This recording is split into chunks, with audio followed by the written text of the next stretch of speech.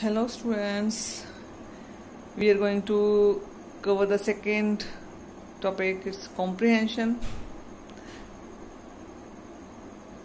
First topic was tenses, very important, basic of English. उसके बाद we are going to start comprehension.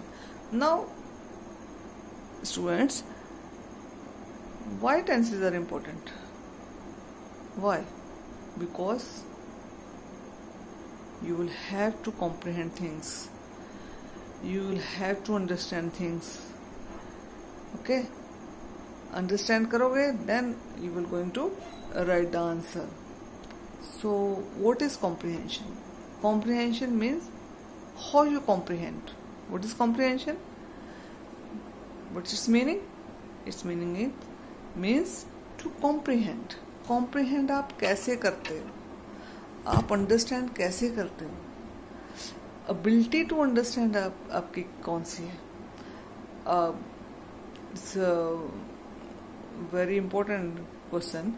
कई बच्चे जब हम एवेल्युएट करते हैं तो मैम मेरे भी इतने मार्क्स बनते हैं, मेरे भी इतने मार्क्स बनते हैं. तो इंटेलिजेंस ही इसमें बहुत होती है कॉम्प्रिहेंशन में. आप कॉम्प्रिहेंड कैसे करते हो, उसको लिखते कैसे हो, उसको आंसर कैसे देते हो. एबिलिटी टू अंडरस्टैंड, आप उस पैराग्राफ को कैसे अंडरस्टैंड करते हो. अगर आपने सही अंडरस्टैंड किया तो फिर तो आप उसका सही से आंसर दे सकोगे ना. आंसर कैसे देना है? टेंसेस के साथ. अगर जिसको टेंसेस आते होंगे उसकी कमांड बन जाएगी इंग्लिश में, उसको लिखना आ जाएगा. लिखना आ जाएगा तो फिर you will get the numbers, है ना. तो फिर मैंने एक बात आपसे शेयर करनी है. Why comprehension is needed. क्यों नीड पड़ी इसकी, क्यों कॉम्प्रिहेंशन, क्यों जरूरत पड़ी हमें कि बच्चों को कॉम्प्रिहेंशन. टू जज यू, आपकी एबिलिटी देखने के लिए कि आप समझते हो इसको. कॉम्प्रिहेंशन वो पैराग्राफ है एक पूरा, उसको आप समझते हो. हर एक बच्चे की एबिलिटी अलग अलग होती है अंडरस्टैंड करने की. उसको अगर उसकी जिसकी वोकैबुलरी अच्छी होगी उसको अच्छे से समझ आएगा. जिसकी वोकैबुलरी थोड़ी सी पुअर है, वोकैबुलरी क्या होता है, मीनिंग्स, वर्ड्स और डिफिकल्ट वर्ड्स हैं उनके मीनिंग्स. अगर वो रिलेट करवाता है कि ये पैराग्राफ इस चीज पे बेस्ड है, this paragraph, the key notes of the paragraph, gist of the paragraph, इसकी थीम क्या है, अगर वो समझ पाता है ना तो बहुत अच्छे से आंसर देता है. समझेगा कौन? जिसकी वोकैबुलरी अच्छी होगी, जिसकी होल्ड होगी टेंसेस पे. That's why tenses are important. That's why it's the first topic of the English. हमें वो फर्स्ट में क्यों करना है? क्योंकि आपको टेंस नहीं आएगा तो आप कुछ भी नहीं कर सकोगे, आप लिख नहीं सकोगे, आपको टेंस की वो फॉर्म नहीं बन सकेगी, वो आप एक्सप्रेस नहीं कर सकोगे. आप क्या कहना चाहते हो वो एक्सप्रेस कर ही नहीं पाओगे अगर आपको टेंसेस नहीं आते. तो ये छोटा सा टॉपिक है कॉम्प्रिहेंशन. अगर आप क्लास में होते तो हमने प्रैक्टिस करनी थी 2-3 पैराग्राफ में हमेशा प्रैक्टिस करवाती हूँ. इसको मैंने फिर आपको असाइनमेंट में भी देना होता है ताकि आपको क्लियर हो जाए कि कॉम्प्रिहेंशन कैसे करते हैं. तो इसमें स्किल ऑफ स्टूडेंट्स की जो वो शो होती है कि बच्चे को क्या आंसर देना आता है, उसको क्वेश्चन समझ आ गया, कैसे समझ आएगा. देन फिर मैंने वो लिखा भी है, हाउ इफेक्टिवली यू आंसर. आप आंसर कितने इफेक्टिवली दे पाते हो. तो आंसर किसको देना आएगा? Who will write the answer correctly? जिसको टेंस आते हैं. टेंस बेसिक है, उसको आप अच्छे से याद कर लो, उसके रूल्स याद कर लो, कैसे लगता है. अगर आपके मन में कोई बात है, अब आपको पैराग्राफ समझ आ गया, you know the answer, you know in Punjabi, you know इन हिंदी. आप पंजाबी में भी जानते हो, हिंदी में भी जानते हो, तो उसको ट्रांसलेट करना है. तो ट्रांसलेट करने के लिए हम कौन सी लैंग्वेज के साथ बैठे हैं? अपनी लैंग्वेज तो है नहीं है, तो सीखनी पड़ेगी ना. सीखनी पड़नी है तो फिर टेंस आने चाहिए. अगर टेंस आ गया तो आप उसको इंग्लिश में लिख पाओगे, आप उसको अच्छी तरह एक्सप्रेस कर पाओगे. आप जो पंजाबी में लिखना चाहते हो वो इंग्लिश में लिख पाओगे. How effectively you answer and how perfectly you understand the content. Content क्या होता है? किस विषय में, विषय होता है ना पंजाबी में, क्या कहते हैं, किस कंटेंट में, किस चीज के ऊपर लिखा गया है. पैराग्राफ में क्या समझाने की कोशिश की है, व्हाट इज इट अबाउट, किस चीज के बारे में है, क्या इसका कंटेंट है। अब आपको छोटी छोटी वोकेबलरी जो है वो पता होनी चाहिए। वोकेबलरी बेटे तभी आती है if you read the newspaper.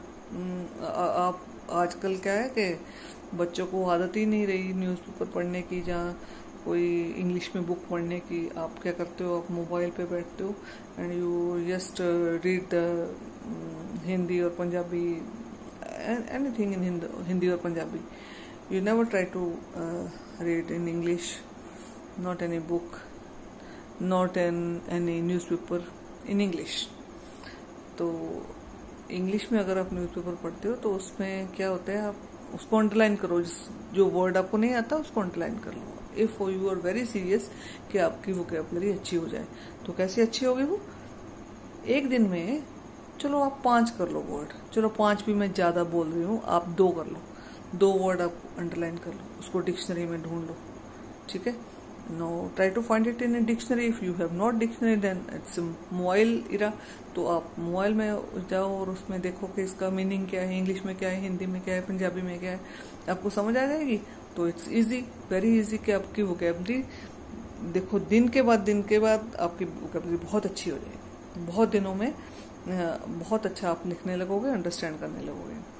No तो इस कॉम्प्रिहेंशन करने के लिए सबसे पहले क्या जरूरी होता है, आपकी अंडरस्टैंडिंग जो है अच्छी होनी चाहिए। आपको कॉम्प्रिहेंड करने का, समझने का तरीका अच्छा होना चाहिए।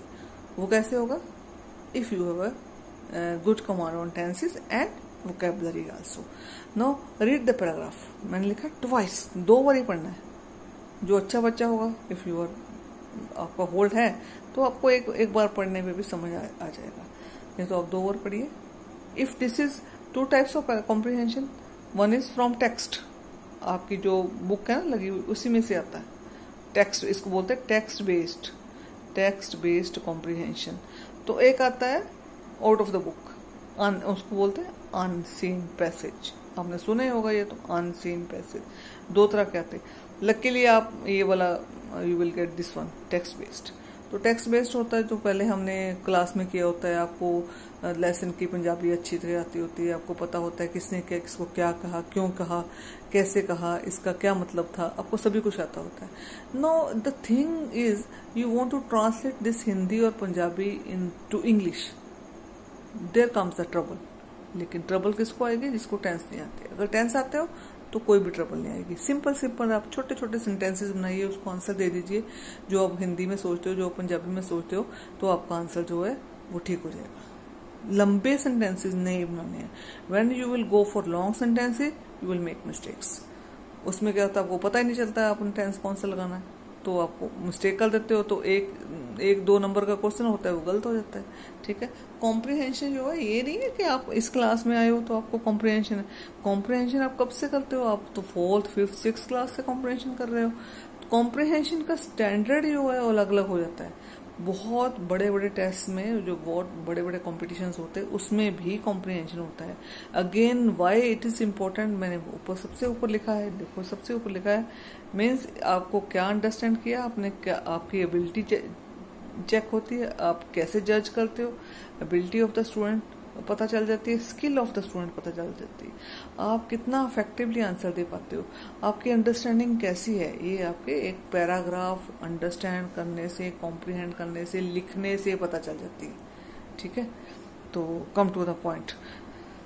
सो पैराग्राफ आपने 2 बार पढ़ लिया, गेट द मेन आइडियाज। उसमें क्या लिखा हुआ है ये सोच के रखना अपने मन में, लिखना नहीं है कहीं पे भी नहीं लिखना, इतना टाइम नहीं होता लिखने का। क्या उसका टॉपिक है आपने ये सोच लेना है, उसमें हिडन मीनिंग क्या दिया हो, क्या कहना चाहता है राइटर ने। हिडन क्या होता है? छुपा हुआ। क्या छुपा हुआ मीनिंग क्या है उसमें, क्या बोलना क्या चाहता है, किस थीम के बारे में, किस विषय के बारे में बोलना चाहता है, किस कंटेंट के बारे में बोलना चाहता है, बस ये आपको पता होना चाहिए। देन इफ यू वांट, मैंने लिखा है if you want underline the difficult words आप अंडरलाइन कर लो। वोकैबुलरी आपकी अच्छी होनी चाहिए। कई बार आपको जब आप पढ़ते हो, पूरा पैराग्राफ पढ़ते हो, आपको उसका वर्ड का मीनिंग नहीं आता, लेकिन आप उसके कंटेक्स्ट में जब पढ़ते हो ना तो आपको पता चल जाता है हिंदी और Punjabi. No again I am in first lecture I have told you कि आप अपने हिंदी और पंजाबी से अप्रूव मत होइए।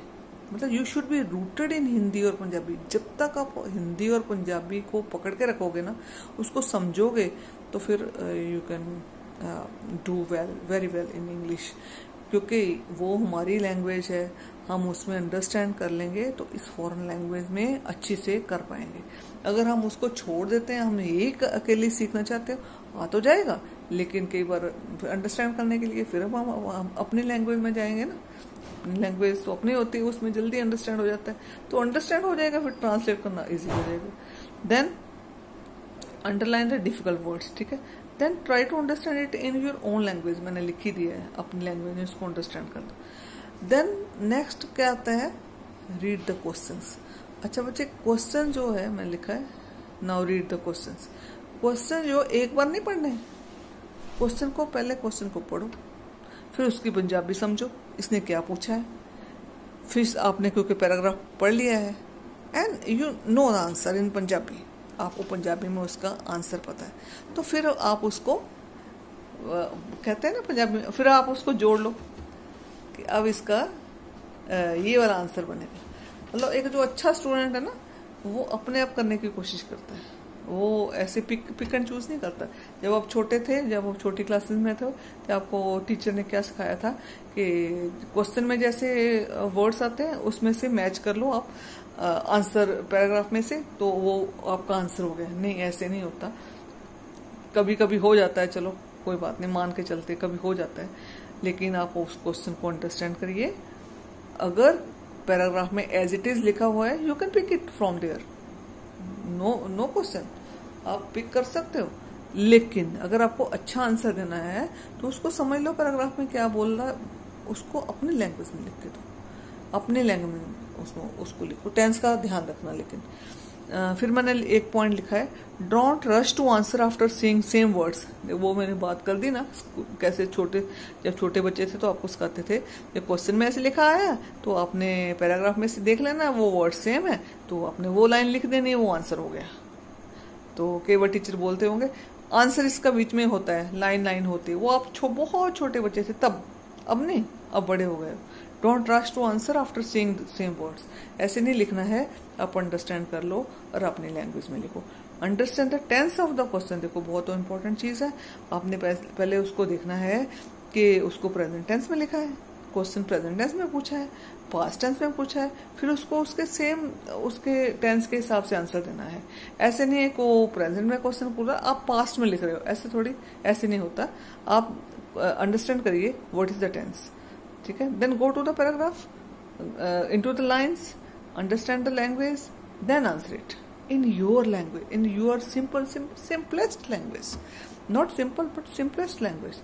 If you are not getting the answer present, देखो मैंने लिख के दिया है, if you are not getting the answer present in the paragraph, अगर वो पैराग्राफ में प्रेजेंट नहीं है उसका आंसर, then understand it। क्या अंडरस्टैंड करना है, पैराग्राफ उसका जो आप लिखना चाहते हो वो अंडरस्टैंड कर लो, अपने दिमाग में सोच लो कि ये वाला आंसर हो सकता है इन पंजाबी और हिंदी। नाउ इन पंजाबी और हिंदी आप सोच लो कि ये आंसर हो सकता है, and right in your own simple language, ठीक है। अपनी लैंग्वेज में लिखना है, छोटे छोटे वर्ड्स में लिखना है। तो कैसे हुआ कॉम्प्रिहेंशन, कैसे हुआ कॉम्प्रिहेंशन में मोस्ट इंपॉर्टेंट क्या है, पहले तो उसकी केयरफुल रीडिंग, कि उसकी रीडिंग जो है वो केयरफुली कर लेनी है, बहुत अच्छे से रीडिंग कर लेनी है। फिर उस पैराग्राफ को अंडरस्टैंड कर लेना है अच्छे से, ठीक है। फिर उसकी टेंस की नॉलेज कर लेनी है कि जो क्वेश्चंस है वो कौन से टेंस में है, पैराग्राफ कौन से टेंस में है। फिर do perfect translation of paragraph in your own language in your mind. हाँ, वो जो पैराग्राफ है उसको पढ़ लेना है, उसको अंडरस्टैंड कर लेना है अपने लैंग्वेज में, फिर उसका आंसर देना है, ठीक है। तो क्या है कॉम्प्रिहेंशन, ये छोटा सा टॉपिक था, क्योंकि अगर हम क्लास में होते तो मैं आपको एक पैराग्राफ दे देती, तो उसको हम क्वेश्चन पहले आप लिखते हैं, मेरे बच्चे पहले लिखते हैं, फिर मैं वो डिस्कस करती हूँ क्लास में कि आपने आंसर ठीक दिया। बहुत बच्चे तो बहुत अच्छा करते हैं, उसको बताने की भी ज़रूरत नहीं पड़ती, क्योंकि जो छोटी क्लासेस से कॉम्प्रिहेंशन तो बहुत छोटी क्लासेस से आ जाता है। छोटी क्लासेस से शुरू होकर बहुत बड़ी बड़ी क्लासेस, बहुत बड़े बड़े कॉम्पिटिशन्स में कॉम्प्रिहेंशन जाता है। तो ये कॉम्प्रिहेंशन क्यों हुआ स्टार्ट, टू जज द स्टूडेंट्स एबिलिटी कि वो कैसे कॉम्प्रिहेंड करता है, कैसे आंसर देने की कोशिश करता हो.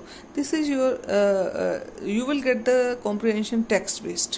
ठीक है. सो जो हम लेसन्स करेंगे उसी में से आएगा comprehension. You will get from that. Okay. No it's a small topic. आपने क्या करना है, अब अपनी कोई भी बुक ले लो. अपने कोई अभी अगर आपके पास बुक्स नहीं है कोई बात नहीं है. कॉम्प्रिहेंशन कोई भी any book from 10th class, from +1 class, from +2, and pick any unseen passage. दो पैसेज हैं टेक्स्ट बेस, अनसीन पैसेज जो आपने देखा नहीं है, नेचुरली वो बुक में से उठा लो, उसमें से क्वेश्चन करो. कोई भी क्वेश्चन करने की कोशिश करिए आप. और जो मैंने बोला है कि टेंस का ध्यान रखें, पहले पैराग्राफ इफेक्टिवली पढ़ें, उसका get the hidden meaning about the paragraph, get the what the writer wants to say to you, and what about the questions, what the tense in the questions, in which tense the questions are written, in which tense the paragraph is written. Then come to the conclusion, then answer the question. Then keep it in mind that before writing the answer you should be clear in Punjabi or Hindi what you are going to write. अगर आपने अपनी language में लिखना है, if you are going to write in your language, then you should be clear इन पंजाबी और हिंदी के आपने क्या लिखना है. ऐसे ही पिक करके नहीं लिख लेना पैराग्राफ से कि वर्ड्स मिलते हैं तो लिख लो ये वाला आंसर आएगा. नो. कई बार बच्चे क्या करते हैं, वो लिख तो लेते हैं, आंसर जा तो पिछली लाइन में होता है जो उससे पहली लाइन में होता है, वहां पे आंसर होता ही नहीं, यहाँ पे लिखते हैं. तो वो क्या करते हैं, अंडरस्टैंड नहीं करते. तो अंडरस्टैंडिंग इसमें बहुत जरूरी है. This was the second lecture. First was tenses, second was comprehension. Now come to the third one. Third one is pair of words. ये तो आपने सुना होगा, ये से मैंने comprehension बोला, ये तो आपने सुना होगा, ये भी आपने सुना होगा, क्योंकि ये कम से कम आपने 7th 8th में 9th में तो किए ही हैं, तो 10th में तो पक्का ही किए हैं. तो ये है pair of words. pair of words इसको अक्सर बोलते हैं words often confused. ऐसे वर्ड्स जो हमें कंफ्यूज कर देते हैं कि इसका आंसर क्या है, इसको कैसे बोलना है, इसको कह सकते हैं कि दो बोलने में सेम लेकिन उसके मीनिंग अलग अलग होते हैं. Pair of words and we can say words often confuse, जो हमें कंफ्यूज कर देते हैं. इसमें आपको अल्फाबेटिकली ए से लेकर जेड तक कोई भी any book of 10th of +1, 11th, 12th or 8th, any book, you will get the pair of words. You will get there. Pick any book, go alphabetically A to Z, then daily basis, try 5 sentences, 5 words, then sentences. Only 5. देखो आप इतनी अच्छी तरह कर लोगे ना, you will get it clear in your mind. Every time you will get clearer and clearer. बहुत आपको क्लियर होता जाएगा. तो आपको हमेशा के लिए बुक पकड़ के नहीं बैठना है, बस थोड़ा टाइम लगा के 5 सेंटेंसेस, 5 से ज्यादा नहीं पढ़ने, बस 5 पढ़ो, 5 दूसरे फिर और कोई और बहुत से सब्जेक्ट हैं आपके पास, आपने काम करना है. लेकिन वो पहले जो 5 किए थे ना, पिछले दिन 5 किए, दिन उसके आगे 5 किए, दिन उसके आगे 5 किए, लेकिन ये 10 छोड़ने नहीं है, ये 10 भी पढ़ने हैं. 5 तो पढ़ने हैं, लेकिन 10 पिछले भी पढ़ने हैं. फिर 5 किए, फिर ऊपर वाले सारे पढ़ने हैं 5. इससे क्या होगा, एक डोज हो जाती है, जैसे dose of medicine. It's a dose of study, dose of your studies.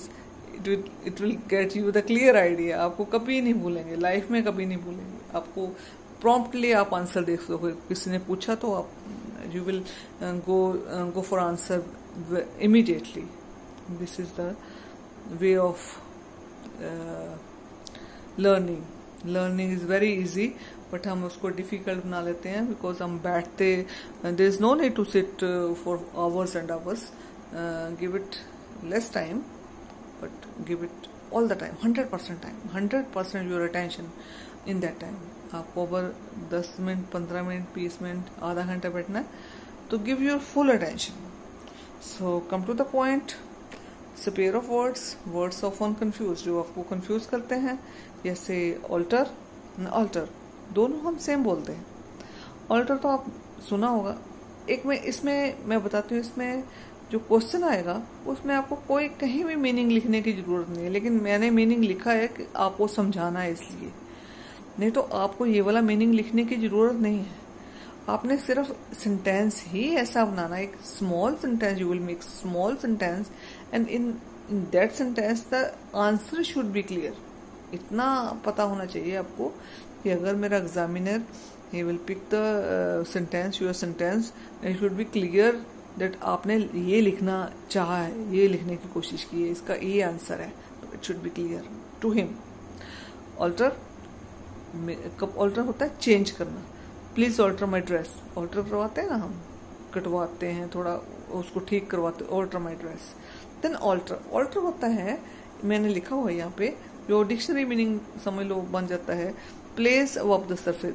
एक सरफेस है, उसके ऊपर थोड़ा सा ऊपर उठी हुई सरफेस है, उसको बोलते हैं altar. He was standing on the altar for ceremony, कोई सेरेमनी होनी है तो उसने उसके ऊपर खड़ा होकर सेरेमनी करवाई है, तो ये ऑल्टर हो गया। लेकिन हम बोलने में सेम लगते हैं। ऐसे में थोड़े वर्ड्स लूंगी, आपने जैसे मैंने बोला A to Z खुद पढ़ने हैं। इट्स लर्न करने वाला ये टॉपिक है। इसमें मेरा ज्यादा रोल नहीं है, आपका ज्यादा रोल है। आप ज्यादा काम करोगे, मैं तो आपको समझा रही हूँ कि कैसे आपने, how you will go for learning. Then air, air you know what is air, you know हवा। Air is very fresh, is too fresh.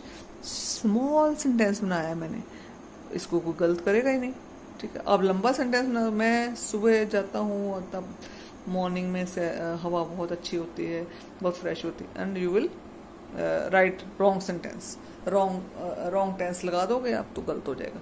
तो आप छोटा सेंटेंस लिखिए, गलती होएगी नहीं। Then heir, air, heir, heir होता है the person legally entitled to the property of the father. पिता का अगर जो प्रॉपर्टी है वो बेटे को जब मिलती है उसको हेयर बोलते हैं, कि वो उत्तरा, पंजाबी बोलते हैं, वो उत्तराधिकारी है, अपने बाप के जो उसकी प्रॉपर्टी है उसको लेने के लिए लीगली इंटाइटल्ड है, लीगली उसको मिल जाएगी, उसको बोलते हैं उत्तराधिकारी। The king has no heir, ठीक है। मतलब मैंने यहाँ पे, और ये देखो, अगर छोटा सेंटेंस लिखना तो इतना भी ठीक है, चलेगा, इसको कोई गलत नहीं करेगा।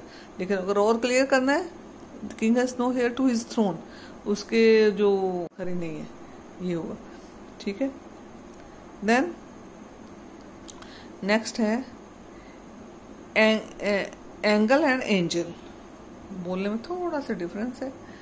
एंगल तो आपको पता है ना, ज्योमेट्री में आप कंस्ट्रक्ट करते हो, फाउंड बाय टू रेज, है ना, construct an angle. Then angel, I saw an angel of happiness in my dreams, ठीक है, छोटा सा सेंटेंस बनाया है मैंने। देन एंजल क्या होता है? वो परी वाली कहानी सुनी है ना आपने, छोटे बच्चों वाली, स्पिरिचुअल बीइंग जो होते हैं ना, एंजल। ऐसा angel of happiness in my dreams. Bail, bail क्या होता है? एक जब कोई अपराधी जाता है जेल में, उसको टेम्परेरी रिलीज में छोड़ते हैं, temporary release of the accused, ठीक है। जो अक्यूज्ड है उसको अगर टेम्परेरी छोड़ दिया जाता है जेल में से, उसको बोलते हैं बेल दे के छोड़ दिया। He was released on bail, bail पे छोड़ दिया उसको, ठीक है। एक होता है बेल, इसको भी बेल बोलते हैं, इसको भी बेल बोलते हैं, BALE, ठीक है। बेल होता है इतना बड़ा सारा, जैसे कोई इकट्ठा हो जिसको, उसको बेल ऑफ कॉटन। सो इसको पंजाबी में और हिंदी में what ever your language is, उसमें आपको क्लियर कर लेना है, उसके बाद आपको सेंटेंस लिखना है। इसको मीनिंग लिखने की जरूरत नहीं है, मैंने लिखा हुआ है यहाँ पे मीनिंग, ये मीनिंग लिखा हुआ है, ये मैंने आपको समझाने के लिए लिखा है। इसको सेंटेंस में ही इतना क्लियर कर देना है, आपको मीनिंग लिखने की जरूरत नहीं है। और पेपर में भी आपको मीनिंग नहीं पूछा जाता, सिर्फ पूछा जाता है कि इसको ऐसे सेंटेंस में बनाइए, इसको ऐसे शो कीजिए कि आपका मीनिंग जो है सेंटेंस में क्लियर हो जाए। So bale of cotton is very expensive, expensive bale, मतलब बड़ा जो गट्ठा होता है बेल, वो कॉटन का, वो एक्सपेंसिव है। तो cattle, cattle you know variable, cattles are grazing in the field, ठीक है, एनिमल की बात हो रही है, कैटल एनिमल। तो कैटल जो हम आजकल भूल गए हैं, कैटल जो जिसमें चाय डालते हैं, T is served in cattle, ठीक है, कैटल में जो टी है वो सर्व की गई, ठीक है, okay. Then come to the next one, dear. ये मैंने वैसे ही लिए एक मतलब थोड़े से आपको समझाने के लिए पिक एंड चूज किए हैं थोड़े थोड़े। डियर जो बहुत क्लोज हो, क्लोज टू योर हार्ट, बहुत प्यारा हो। The child is very dear to me, dear to her mother, his mother, है ना, his mother. Then deer animal, I saw a baby deer in the garden, deer, ठीक है। Then again छोटा सा topic है जी। Then come to the first one, dose. Dose small quantity, है ना, small quantity of a thing. Please give dose of medicine to the patient in time, ठीक, छोटी सी quantity जो हम देते हैं बार बार किसी पेशेंट को टाइम पे, उसको कहते हैं डोज। एक डोज होता है, देखो उसके स्पेलिंग में डिफरेंस है, यहाँ ऐसी है, यहाँ। अब स्टूडेंट को ये भी क्लियर करना पड़ेगा, अगर आप ध्यान से पढ़ोगे फिर ही आपको याद रहेगा, नहीं तो इसको यू विल गो रॉन्ग, मतलब आप उसको कर दोगे, मतलब इसका आंसर इसमें लिख दोगे, उसका आंसर उसमें लिख दोगे। सो उसका क्या ध्यान रखना है कि इसका जो स्पेलिंग्स क्या है, स्पेलिंग पे ध्यान देना है। इसमें एस है, इसमें जेड है, तो ये क्या हुआ, डोज करना। थोड़ा सोते हैं ना जो, स्लीप लाइटली, थोड़े से सो के फिर उठ जाना, थोड़ा सा सो के फिर उठ जाना। He was dosing on the chair पे वो डोज कर रहा था, ठीक है, सो रहा था थोड़ा थोड़ा। Then come to steal. Steal mean चुराना किसी की कोई चीज, take away the thing silently, है। तो do not steal anything in life, ठीक है। छोटा सा सेंटेंस बनाया, और भी लंबा कर सकते थे हम, जितना मर्जी लंबा कर लो सेंटेंस, 2 लाइनों को बना, लेकिन फिर मैं वही बात बोलूंगी कि आप गलत कर दोगे बेटे, आपको टेंस आप क्लियर नहीं कर पाओगे तो सेंटेंस गलत हो जाएगा। तो make the short sentence so that no one can wrong it. Then steel. Steel क्या होता है, स्टील धातु। Rates of steel is very up now it is, ठीक है, बहुत हाई है रेट्स स्टील के जिसके यूटेंसिल होते हैं, बर्तन होते हैं। Stair, I will use stair not lift, it is clear, sentence is clear. Now second word again stair, this is stair, this is stair, spelling देखो, STAIR, ठीक है, पौड़ियां जिसको हम सीढ़ियां बोलते हैं। देन स्टेयर, स्टेयर रहता है आपने कॉन्स्टेंटली किसके ऊपर निगाह रखी हुई है, वो उसको कहते हैं स्टेयर करना। To look constant, wide open eyes, है ना, आंखें खोल के हम किस पे निगाह डालते हैं ना, उसको स्टेयर करना। एक्चुअली जब कोई एस्टोनिशमेंट में, वो हैरानी में कोई स्टेयर करता है, उसको भी स्टेयर करते हैं। Do not stare like this, छोटा सेंटेंस बनाया है ताकि आप गलती ना कर सको, ठीक है। देन ड्यू होते हैं ड्यू ड्रॉप्स, छोटे छोटे ड्रॉपलेट्स, जो मॉर्निंग में हम मॉर्निंग वॉक के लिए जाते हैं तो जो गुलाब होता है उसके ऊपर, उसकी लीव्स के ऊपर वो लगे होते हैं, उसको कहते हैं due drops. I like due drops in the morning. देखो कितना छोटा सेंटेंस है, इसको कुछ भी लंबा बनाने की जरूरत नहीं है। मैं सैर करने गया तो मैंने ड्यू ड्रॉप्स देखे, नो, बस छोटा सा सेंटेंस बनाइए, कोई गलती नहीं करेगा, आपके मतलब कोई गलती की गुंजाइश भी बचती ही नहीं है, ठीक है। देन ड्यू, ये ड्यू, DEW, देन ड्यू, ये ड्यू आपको पता है, जैसे कोई चीज़ ड्यू होना, आपके इंस्टॉलमेंट, आपने कोई इंस्टॉलमेंट दे रहे हो, वो ड्यू है, उसको देना है अभी, ठीक है, ऑब्लिगेटरी पेमेंट हो गई ना, वो हमने पेमेंट देनी है। तो ये है आपका पेयर ऑफ वर्ड्स। मैंने बहुत सारे नहीं लिखे, आपको कोई भी बुक ले लेनी है आपने, 10th की, 11th की, 12th की, एनी बुक, और जिस बुक से आपने पहले किया होगा, 10th में टॉपिक है ये, 10th में अगर आपने पहले किया हुआ है तो कोई और दूसरी बुक, नई बुक लेकर उसको करने की ज़रूरत नहीं है। पुराने अपने सेंटेंसेस पढ़िए, पुराने जितने भी है A से लेके Z तक अल्फ़ाबेटिकली उसको पढ़िए, जितने भी आते हैं। तो मैंने क्या आपको बोला है, ऐसे ही मैंने इडियम्स भी करवाऊंगी अभी मैं नेक्स्ट। तो क्या बोलती हूँ मैं कि आप 5-5 रोज करिए, 5 फिर अगेन 5। जब सेकंड वाली 5 करोगे तो पिछले 5 नहीं भूलना, वो भी करिए। नेक्स्ट भी 5 करिए, फिर उसके बाद नेक्स्ट भी 5 करिए। 5-5 करते करते आप ए से जेड तक सारे कर लोगे। तो जिस दिन लास्ट दिन होगा उस दिन सारे पढ़िए, ठीक है, सारे आप पढ़िए सेंटेंस। कभी आपको प्रॉब्लम नहीं आएगी, कभी आपको ये नहीं होगा कि इसका आंसर इसमें सेंटेंसेस में लिख लिया, इसका सेंटेंसेस में लिख लिया। नो, आपको क्लियर हो जाएगा तो प्रॉब्लम ही नहीं आएगी, ठीक है। These are called words, that's why these are called words often confuse, जो कंफ्यूज कर देते हैं हमें उसके स्पेलिंग भूल जाते हैं। तो अपने आप में टॉपिक जो है कंफ्यूजन वाला है, तो इसको क्लियर तो करना ही पड़ेगा 5-5 करके, ठीक है बच्चे।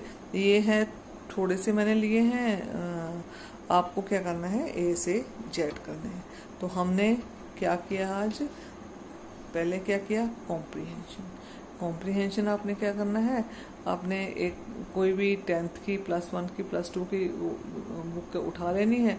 उठा के उसमें से एक कोई जो सिंपल सा कॉम्प्रीहेंशन है उसके क्वेश्चन करने हैं। उसके बेटर है you should start with unsolved, है ना।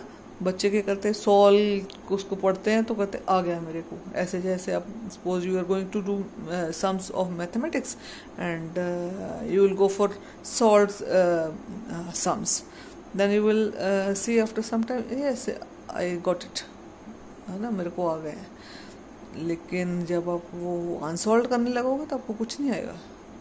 ऐसे ही इंग्लिश है, आप सॉल्व पढ़ लो, read it, read the paragraph, read with answers, ठीक है। कोई वर्ड्स नहीं आते तो उसको डिक्शनरी में देख लो, लेकिन go for the unsolved paragraph, answer it. अगर आपको वो वर्ड्स नहीं आते हैं तो आप मोबाइल पे देखिए डिक्शनरी में, या अगर आपके पास डिक्शनरी है जैसे पहले होता था, वो तो बहुत अच्छा काम था कि हम डिक्शनरी उठाते थे every time we go for dictionary. जब हमें नहीं आता था कोई क्वेश्चन, कोई भी वर्ड, तो then you should go for dictionary and take the proper answer, then do the paragraph, do comprehension.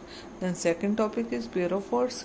It's very simple, but it will get your more attention, because sometimes students know the answer but they don't know the exact spellings of the word, ठीक है। Spelling की वजह से वो क्या करते हैं, उल्टा पुल्टा कर देते हैं उसको, और उसके जो 5 नंबर का अगर आंसर है तो वो कट जाते हैं उसके नंबर।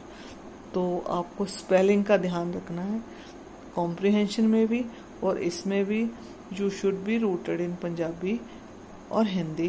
मैं हमेशा ये बात करती हूँ, अगर आप हिंदी पंजाबी में अपना बना के रखोगे होल्ड, तो आपको पता चलेगा कि मैंने क्या लिखना है। Then English is nothing but it's a translation of your ideas from Hindi and Punjabi. अगर आप लिखना जानते हो, हिंदी में आता है आपको, पंजाबी में आता है, लिखना जानते हो, तो फिर आपको कोई बीट नहीं कर सकता। थैंक यू बेटे, thank you. We have done 3 topics. First is tenses, second is comprehension, and the third one is pair of words. Then we will go for text also. Text जो हमारी है उसमें prose है, poems है, we will go for that. Questions and starting with the lessons also and poems also. Okay, thank you बेटे।